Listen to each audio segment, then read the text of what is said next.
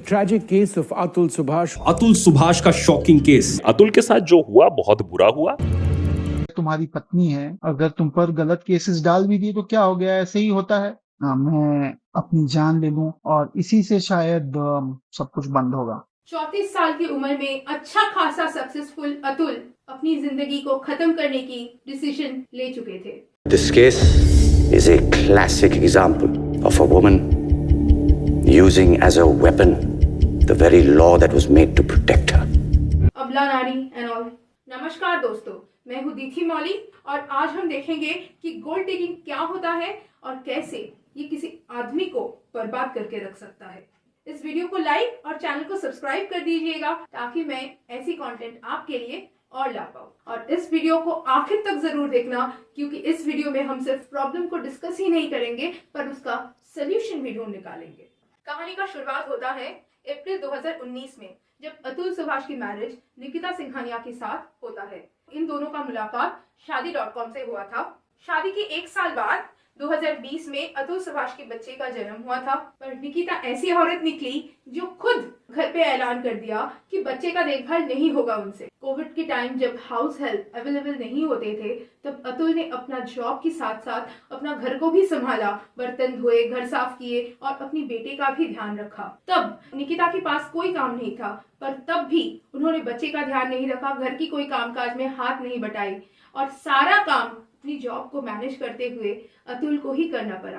तब निकिता सिर्फ Korean movies देख देख कर और अपनी माँ से दिन भर फोन पे लगे रहकर अपना दिन गुजारा करने लगे और निकिता की माँ ने भी निकिता को उकसाया ताकि वो घर की कामकाज में कोई मदद ना करे। अतुल की पत्नी और मदर इन लॉ हर छोटे मोटे पूजा या ओकेशन के लिए अक्सर अतुल को परेशान किया करते थे कॉस्टली साड़ी और गहने देने के लिए। 2020 की शुरुआत से ही अतुल की पत्नी, mother in law, brother in law ने अतुल को कंटिन्यूअसली पैसे के लिए प्रेशराइज करने लगे। अतुल की पत्नी ने घर छोड़ के जाने की धमकी देकर जबरदस्ती अतुल से पैसे निकाले। मई 2020 में अतुल उनकी मदर इन लॉ को 3 लाख रुपया दिया। क्लोथिंग बिजनेस शुरू करने के नाम पे निकिता की फैमिली मार्च 2021 में फिर से अतुल से और 15 लाख रुपया का डिमांड किया, जिसमें अतुल उनको 12 लाख रुपया भेजे।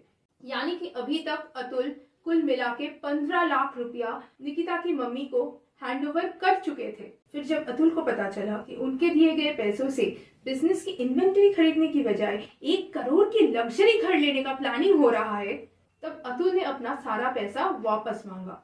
पर अतुल की पैसा वापस देना तो दूर की बात, बल्कि निकिता अतुल से और 50 लाख रुपया का डिमांड किया। इस बार अतुल ने स्ट्रांगली रेजिस्ट किया। इसके बाद निकिता की माँ बैंगलोर में अतुल की यहाँ रहने लगे। अतुल को अब पैसे के लिए प्रेशराइज करना एक रेगुलर से रूटीन बन गया था। साथ ही निकिता के भाई को बेंगलुरु में अपने पास रखकर उनका क्लाउड किचन खुलवाने के लिए भी अतुल को प्रेशराइज किया जाने लगा, जो कि अतुल ने बिल्कुल इनकार कर दिया। इसके अलावा भी 30 लाख रुपए के बदले निकिता और उनकी फैमिली अपनी डिस्प्यूटेड प्रॉपर्टी अतुल को थमाने की कोशिश की, जो अतुल ने साफ इनकार कर दिया। और अभी तक अतुल ने जो 15 लाख रुपया दिए थे उसे वापस मांगने लगे। निकिता के घर वाले पैसे वापस करने के लिए तो मान गए, पर इसके बदले अतुल को अपनी बेटे से अलग करने की खतरनाक साजिश रचे। मई 2021 में निकिता घर छोड़ के चले गए और कुछ ही दिन बाद डोमेस्टिक वायलेंस का फॉल्स केस लगा के अतुल और उनके परिवार को फंसा के निकिता अतुल को धमकी देने लगे कि 1 करोड़ रुपए के बदले निकिता इस केस को सेटल करने के लिए राजी है। अतुल को लगा था कि वो कानूनी लड़ाई लड़ लेगा। 2022 में अतुल और निकिता की सेपरेशन की 8 महीने बाद निकिता सिंघानिया ने क्लेम किया कि अतुल और उनकी परिवार शादी के समय 10 लाख रुपया का दहेज मांगे थे, जिसे सुनते ही शॉक की वजह से निकिता की पिता की मृत्यु हो जाती है, जो कि आप समझ ही सकते हो कि सरासर झूठ था। हालांकि निकिता सिंघानिया की शादी की 4 महीने के अंदर अंदर ही उनकी पिता की मृत्यु हो जाती है, पर कोर्ट की क्रॉस एग्जामिनेशन में निकिता सिंघानिया ये कबूल कर चुकी है कि उनकी पिता का मृत्यु हार्ट की बीमारी की वजह से हुआ था, किसी दहेज के दबाव पे नहीं। निकिता सिंघानिया धारा 302, 377, 498A, 323, 406, 504, 506 के तहत कुल मिला के 9 केसेस डाले थे मिस्टर अतुल और उनके परिवार पे, जिसमें मर्डर, अप्राकृतिक यौन संबंध, डोमेस्टिक वायलेंस, डाउरी प्रोविजन जैसे फॉल्स केसेस की भरमार थे। 3 सालों में सारी केस मिला के मिस्टर अतुल को 120 से भी अधिक कोर्ट की डेट्स लग चुके थे। 40 बार मिस्टर अतुल ने खुद कोर्ट की डेट्स अटेंड किए और उनके माता पिता और भाई को भी अक्सर कोर्ट की चक्कर काटने पड़ते थे। बैंगलोर से जौनपुर का बाई रोड डिस्टेंस करीब 1800 किलोमीटर का है, जिसे तय करने में अप्रोक्सीमेटली 24 घंटे लग जाते हैं। इसलिए मिस्टर अतुल को एक कोर्ट डेट अटेंड करने के लिए जाने आने में कम से कम 2 दिन लग जाते थे और मिस्टर अतुल को सालाना 23 छुट्टियां मिलता था। तो आप खुद ही समझ सकते हो कि इन कोर्ट्स की डेट्स को अटेंड करना मिस्टर अतुल के लिए कितना मुश्किल रहा होगा। अतुल सुभाष की पर एनम इनकम करीब 10 लाख का था, पर उनकी पत्नी ने और पैसे ऐंठने की मतलब से उसे कोर्ट में 40 लाख और बाद में 80 लाख बताया। और मेंटेनेंस केस में निकिता सिंघानिया अतुल सुभाष से 2 लाख रुपया प्रति महीने डिमांड किया। 1 लाख रुपया अपनी 2 साल की भी कम उम्र की बच्चे के लिए और 1 लाख अपनी भरण पोषण के लिए। जबकि निकिता सिंघानिया खुद भी BTech in computer science and MBA in finance है और इस समय वो एक्सेंचर जैसी मल्टीनेशनल कंपनी में अच्छे पोस्ट पर थे। इस वजह से निकिता सिंघानिया को तो मेंटेनेंस के पैसे नहीं मिला, पर उनकी 2 साल की बच्चे के लिए जौनपुर फैमिली कोर्ट हर महीने 40,000 मेंटेनेंस देने का ऑर्डर पास किया जुलाई में और एरियर्स यानी कि अनपेड अमाउंट्स को मिला के ये अमाउंट बन गया था 80,000 प्रति महीने।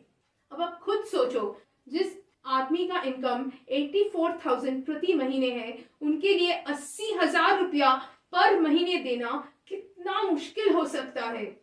और इतना सारा खर्चे उठाने के बाद भी उसे अपनी बच्चे से मिलने का अधिकार नहीं था। पिछले 3 साल से अतुल एक बार भी अपनी बेटे से नहीं मिल पाए। और सिर्फ यही नहीं, अब निकिता कोर्ट केसेस विड्रॉ करने के लिए 3 करोड़ की डिमांड करने लगे। अपनी बच्चे से मिलने देने के लिए अपनी पति से 30 लाख रुपया का डिमांड करते रहे। अतुल सुभाष की mother in law open court में अतुल को ताना मारा कि पैसे नहीं दे सकते हो तो सुसाइड ही कर लो। मेरी मदर इन लॉ उसने मुझे टॉन्ट किया कि तुमने सुसाइड नहीं किया, पिछली बार तुमने बोला था सुसाइड करोगे, अभी तक जिंदा हो। अतुल सुभाष को भी लगा कि उनकी मौत से ही सारे समस्याओं का समाधान हो सकता है। 34 साल की उम्र में अच्छा खासा सक्सेसफुल अतुल अपनी जिंदगी को खत्म करने की डिसीजन ले चुके थे। मिस्टर अतुल सुभाष को बेंगलुरु में हैंग पाया गया 9 दिसंबर को। अतुल 24 पेज की एक सुसाइड नोट और उसके साथ एक 1.5 घंटा का वीडियो छोड़ के गई अपनी टेस्टिमोनियल के रूप में, जिसमें उन्होंने खुलासा किया कि उनकी पत्नी और इन-लॉज ने उन पर कैसे एक्सटॉर्शन चला रहा था और हमारा कानून व्यवस्था भी अतुल को न्याय नहीं दे पाए। एक और शॉकिंग बात आपको बता दूं, शायद आप जानते ही होंगे कि मेंटेनेंस की केस में आपकी एक्चुअल अर्निंग मायने नहीं रखते हैं, पर आपका अर्निंग पोटेंशियल देखा जाता है, जो कि आपकी educational qualification, skills, previous employment, lifestyle और एग्जिस्टिंग एसेट्स और प्रॉपर्टी की बेस पे तय होता है। यानी कि एक्चुअल अर्निंग अगर कम भी हो या फिर आप बेरोजगार ही क्यों ना हो, आप लायबल हो मेंटेनेंस देने के लिए। भारत में कानूनन आदमी अपनी मेंटेनेंस ऑब्लिगेशन से छुटकारा नहीं पा सकते हैं, even in cases of bankruptcy, job loss और टेकिंग इवन संन्यास।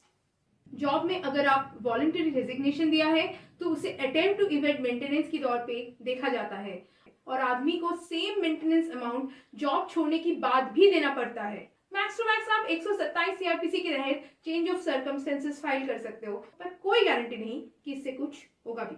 मेंटेनेंस ना दे पाना को कंटेम्प्ट ऑफ कोर्ट के तौर पे देखा जाता है। आदमी अगर मेंटेनेंस देने में नाकाम रहे तो उनका प्रॉपर्टी जब्त कर लिया जा सकता है, इवन उन पर लीगल पेनल्टी भी लग सकते हैं। यानी कि आपकी बीवी अगर चाहे तो एग्जिस्टिंग कानून के दुरुपयोग करके सच में आपको एक एटीएम मशीन की तरह यूज कर सकते हैं। तो क्या हमारा कानून इन फॉल्स क्लेम्स की केस में कुछ नहीं कर सकता?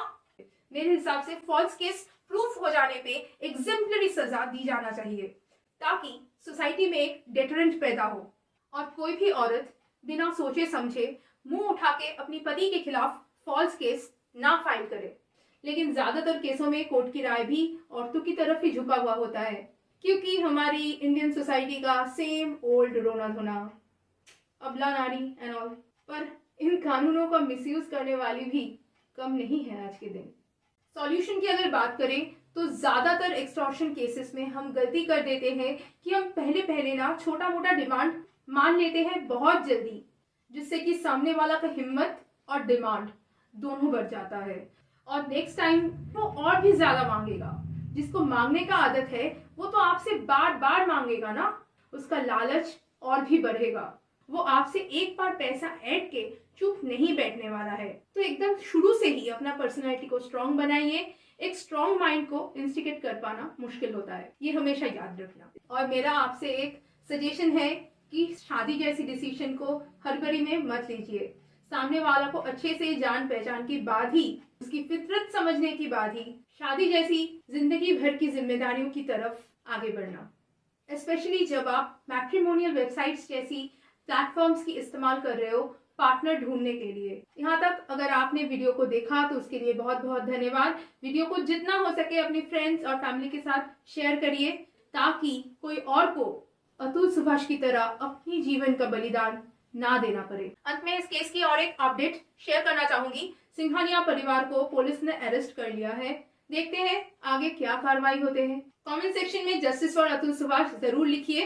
बाय द वे, आपको अगर किसी इमोशनल असिस्टेंस की जरूरत है तो आप स्क्रीन पे लिए गए ईमेल आईडी पे अपना प्रॉब्लम लिख के भेज सकते हो। मैं कोशिश करूंगी कि उसके ऊपर एक वीडियो बनाने की। मिलते हैं अगले वीडियो में कोई और टॉपिक के साथ। तब तक के लिए जय हिंद।